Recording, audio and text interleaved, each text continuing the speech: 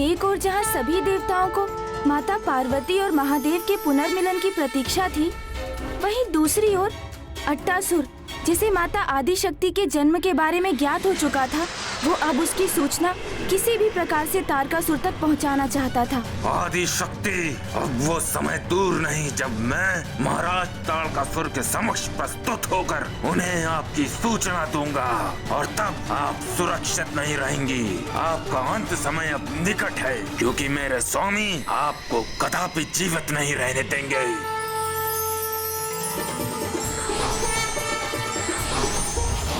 कामदेव! कामदेव! कामदेव!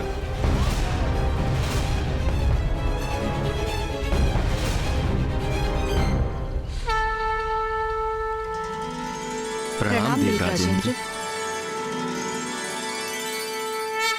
देवराज, क्या हुआ? आप इतने क्रोधित और चिंतित क्यों प्रतीत हो रहे हैं? देवता संकट में है और ऐसे समय में भी आप दोनों को नृत्य सूझ रहा है। अद्भुत! क्या आपको तनिक भी चिंता है देवताओं की?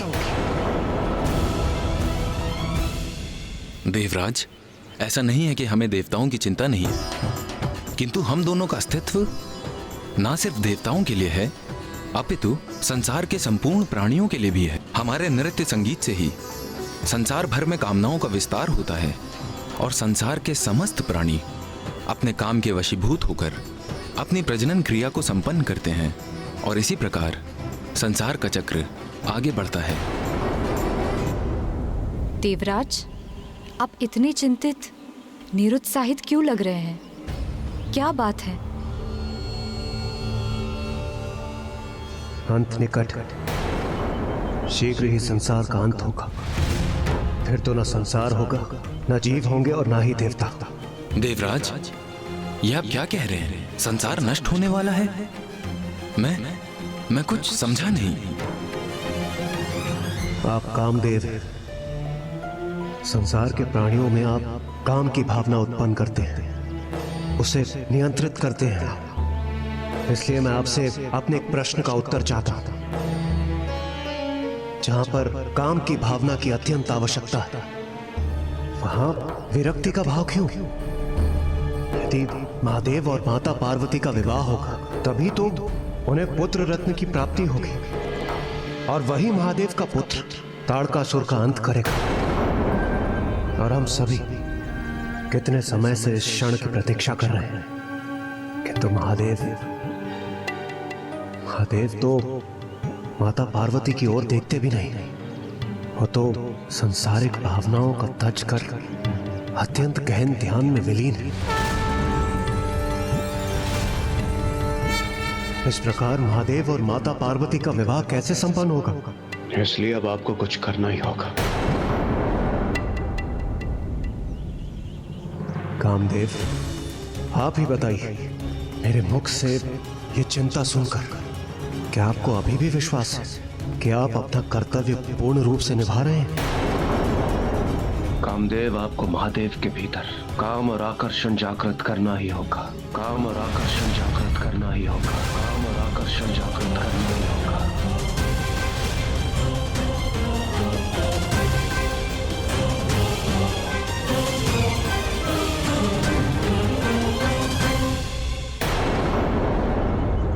देवराज, कामदेव अवश्य हूं मैं, किंतु मेरी भी कुछ सीमाएं हैं। जो योगी अपने तप से, अपनी साधना से अपने मन को वश में कर लेता है, उन पर मेरा कोई प्रभाव नहीं होता। और फिर आप तो महादेव को प्रभावित करने की बात कर रहे हैं। महादेव जो महायोगी हैं, जो आदि योगी हैं, उनके मन में काम भावना जागृत करना मैं ये कैसे संभव कर सकता हूं? मैं विवश हूं देवराज, मुझे क्षमा करें, मैं आपकी सहायता नहीं कर सकता।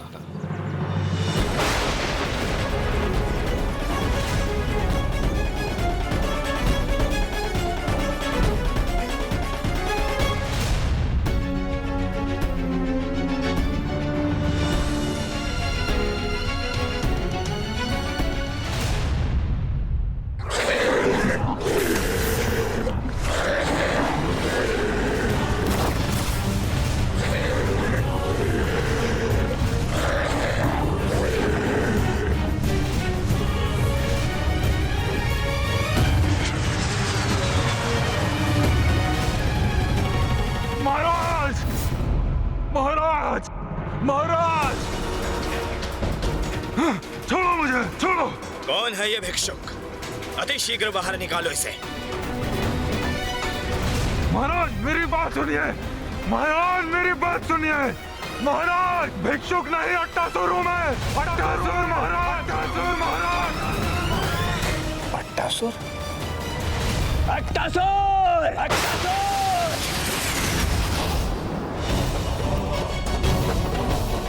रुको!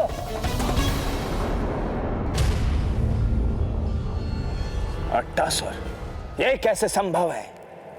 तुम्हारा तो अंत हो गया था।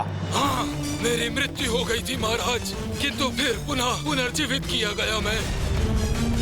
किंतु मरे हुए को कौन जीवित करता है मूर्ख? महाराज देवी आदिशक्ति, देवी आदिशक्ति। हाँ महाराज, और देवी आदि शक्ति का जन्म हो चुका है, वो भी एक मानव रूप में। अब तो वो 16 वर्ष की आयु भी प्राप्त कर चुकी है। आप सावधान हो जाइए महाराज, शीघ्र उन देवी का कुछ उपाय।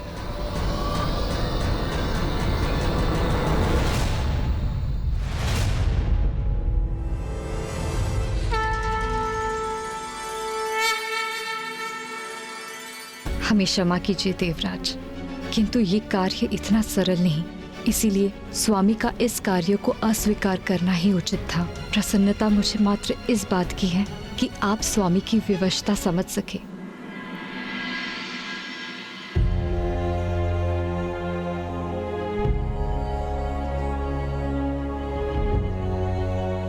दाता की परीक्षा दुर्भिक्ष में, और एक शूरवीर की परीक्षा रणभूमि में, एक मित्र की परीक्षा आपत्ति के समय में, और एक स्त्री की परीक्षा उसके पति के असमर्थ होने में ही होती है। मैं यहां देवराज इंद्र होने के नाते नहीं, आपके मित्र के रूप में उपस्थित हुआ हूं, और मैं आपसे मात्र मेरी ही नहीं, समस्त देवताओं की सहायता की याचना कर रहा हूं।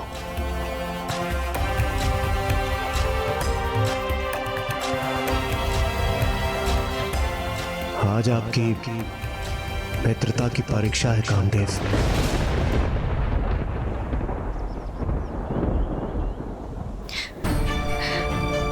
नहीं स्वामी, नहीं।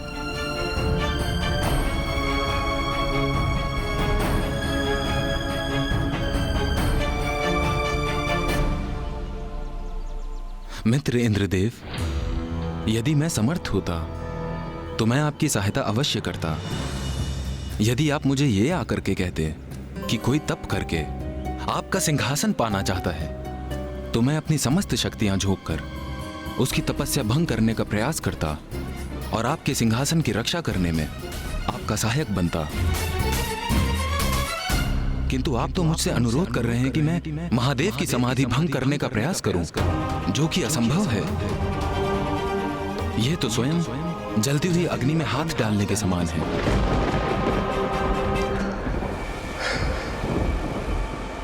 मुझे ज्ञात है कामदेव, मैं आपको वो कार्य करने के लिए कह रहा हूं जो असंभव है, किंतु इस असंभव को संभव करने से ही देवताओं की रक्षा संभव है।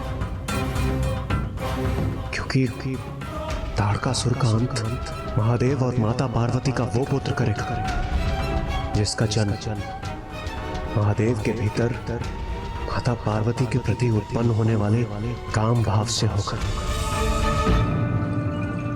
और ये कार्य आपकी सहायता के बिना सर्वथा असंभव है।